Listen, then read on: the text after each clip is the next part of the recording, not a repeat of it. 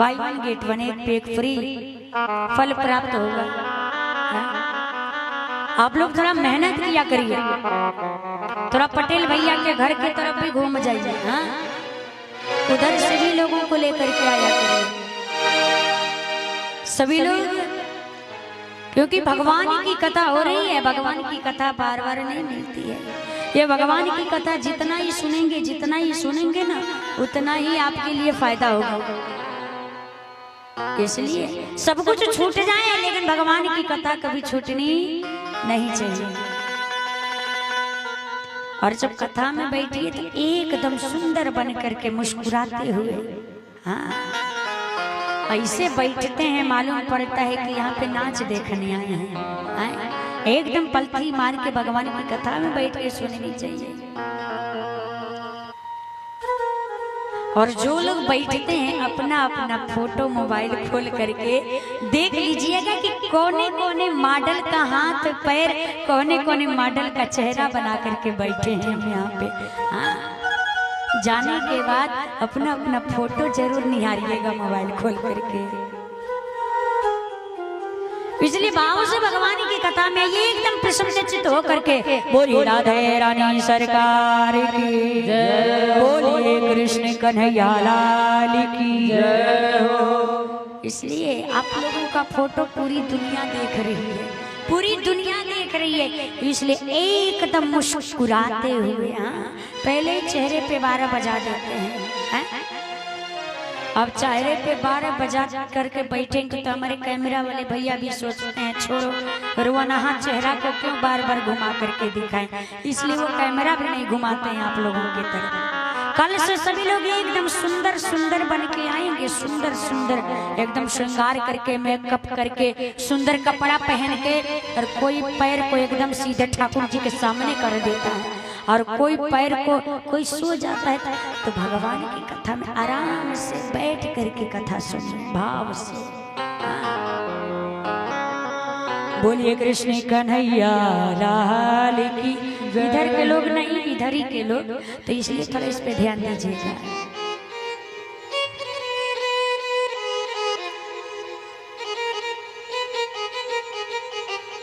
अब की बार फिर से भागवत कथा आरंभ हुई। गोकर्ण जी महाराज श्रावण मास में शुक्ल पक्ष में पुनः भागवत कथा आरंभ किए। तो और उनके लिए भी सभी जितने श्रोता थे सबके लिए रथ आया।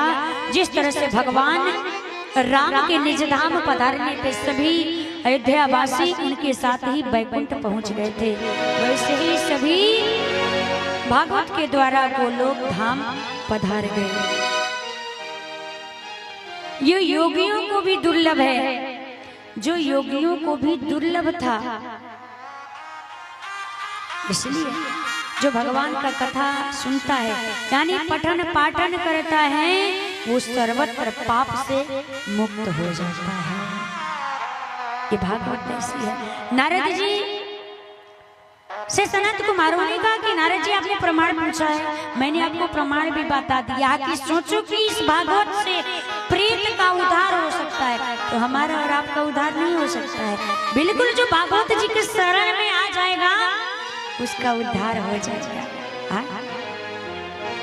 आप लोग इसका प्रभाव भी देख रहे हैं लेकिन फिर भी समझ में नहीं आता। जो एक बार भागवत जी के शरण में चला गया, भगवान की सेवा में लग गया, उसका जीवन ही परिवर्तन हो जाता है।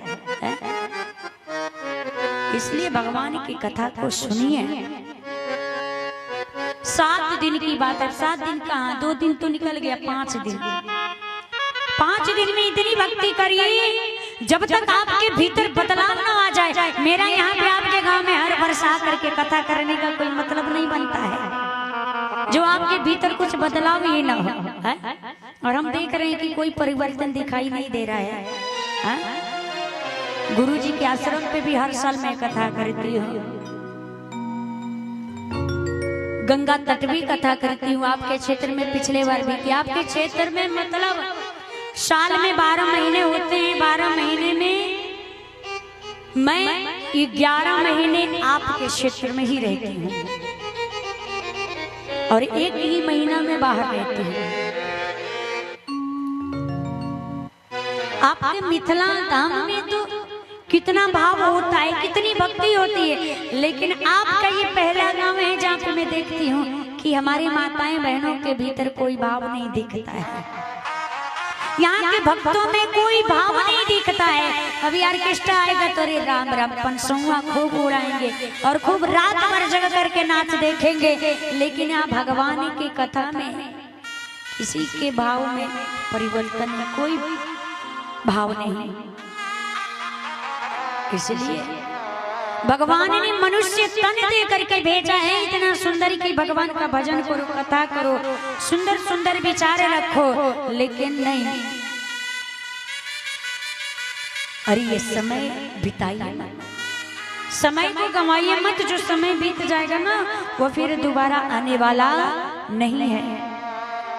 ये भागवत सुनने की भी कुछ विधि होती है। कथा करने वाला भगवान का भक्त होना चाहिए,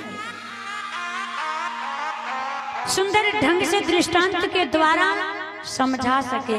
और जो व्यक्ति कथा सुनते हैं उनको किसी के ऊपर क्रोध नहीं करना चाहिए, पृथ्वी पे शयन करना चाहिए, किसी से ईर्ष्या नहीं करना चाहिए, तब जाकर के उसका कल्याण होगा।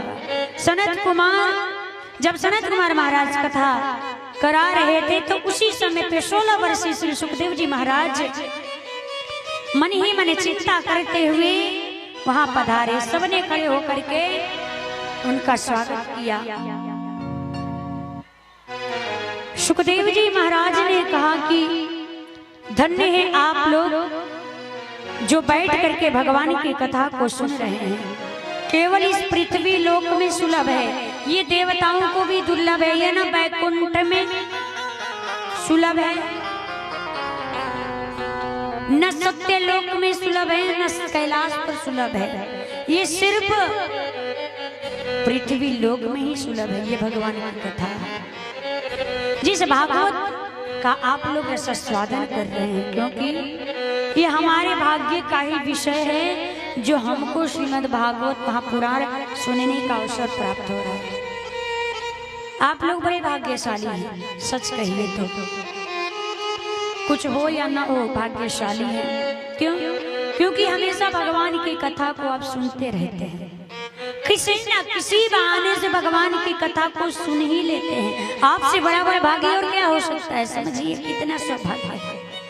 देवताओं की भी बस की बात नहीं है कि वो कथा सुन सके, वो तरसते हैं कि काश मुझे मनुष्य तन मिल जाता और मैं भगवान की कथा सुन लेता। हम कितने भाग्यशाली हैं जो भगवान की कथा मिल रही है। इतनी सुंदर शरीर मिला है, मानव तन, फिर भी हम मानव तन को ऐसे ही गंवा दे रहे हैं, खाने पीने, सोने में, घूमने में, और काम बाद में करना। लेकिन जहाँ भगवान की कथा हो ना, भगवान की कथा में जरूर पधारिए। वहां जाएंगे तो आपको कुछ मिलेगा, आप कुछ छोड़ के नहीं आएंगे। यदि छोड़ना है तो अपनी बुराई छोड़ सकते हैं, यहाँ पर काम, क्रोध, मद, लोभ छोड़ सकते हैं। यहाँ पे आके शरीर छोड़ने को नहीं कहा जाता है। आपके भीतर जो बुराइयां हैं, काम, क्रोध, मद, लोभ, ईर्ष्या, वो सब का त्याग करेंगे। अगर दान में भी देना चाहते हैं तो आप हमें वो दान दे सकते हैं। एक जगह पे कथा हो रही थी, ब्राह्मण देव ने कहा कि जितने भी लोग आएंगे मुझे दान देंगे, कुछ ना कुछ अपने घर से दान ले करके आएंगे, दान रूप में कुछ ना कुछ जरूर देंगे। किसी ने रुपया दिया, किसी ने पैसा दिया, किसी ने धन दिया। उन्होंने कहा दान में आप अपना काम, क्रोध, मद, लोभ, ये सब कुछ मुझे वो भी आप दे दीजिएगा। पूरे गांव वाले पैसा, रुपया, आटा, चावल, गेहूं, धन ला करके दे दिए। लेकिन एक आदमी था उस गांव में, बड़ा कंजूस था, वो कभी दान नहीं करता था। सबने कहा बाबा जी पूरे गांव वाले दान दिए हैं, लेकिन ये राजा दान नहीं दिया है।